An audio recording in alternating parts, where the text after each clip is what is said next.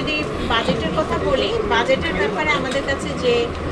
কিছু হিসাব বা যে বিষয়গুলো সেটা আসলে আমরা বলেছিলাম যে আমি নিজেও ডিএকে বলেছি যে যত দ্রুত সম্ভব একটা হিসাব দিবে। হ্যাঁ, তো এখন আমাকে ডিএ আজকে যেটা বললো যে সেটা বোধহয় ডিএতে বোধহয় ওখানে ছিল যে একটা হিসাব এবং কত আয় এবং কত ব্যয় এই ধরনের একটা হিসাব বোধহয় দিয়েছে। হ্যাঁ, তো এখন সেই হিসাবের প্রেক্ষিতে এখন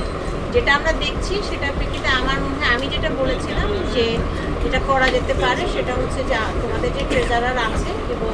ওগুল ডাকসুর সবার সাথে একটু আলোচনা করে যে আমরা এখন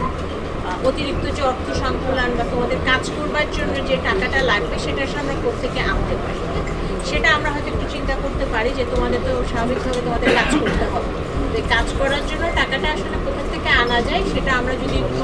আলোচনা করে দেখি যে কোন খাত থেকে আসলে এই টাকাটা আনা যায় তাহলে সেটা আমরা একটু দেখতে পারি এবং সেটা আমরা চেষ্টা করব যে যত দ্রুত সম্ভব,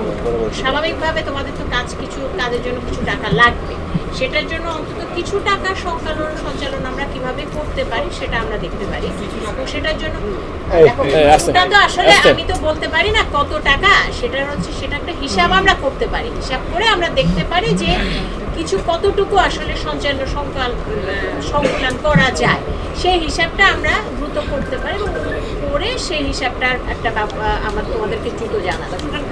আমার মনে হয় যেটা করা যেতে পারে সেটা হচ্ছে এখনকার পরিস্থিতির একটা মোটামুটিভাবে দিয়ে জিনিসটা ভালোভাবে জানে, খুব দ্রুতই আসলে আমরা আজকেই বলেছিলাম যে তোমাদের যে ট্রেজারার স্যার আছেন ওনার সাথে বসে যদি একটু হিসাব করে বলা যেত যে আসলে আর কোন কোন খাত থেকে টাকা আনা যায় এবং কীভাবে এটাকে একটু সংকুলন করা যায়, কিছু চাহিদা অন্তত আমরা একটু চিন্তা করতে পারি যে আচ্ছা আপাতত কিছু 2 মাস পরে আরও কিছু বা এরকমভাবে যদি একটু চিন্তা করা যায় সেইটা করা যায় কিনা সেটা তাহলে সে একটা এক্সারসাইজ করে আমাদের দিতে পারে এবং সেটা দ্রুত, সেটা খুব বেশি দিন নিলে হবে না। সুতরাং এটার মাধ্যমে কিছু সংকুলন করার চেষ্টা আমাদের অবশ্যই করতে হবে, তার কারণ হচ্ছে তোমাদেরকে কাজ করতে হবে।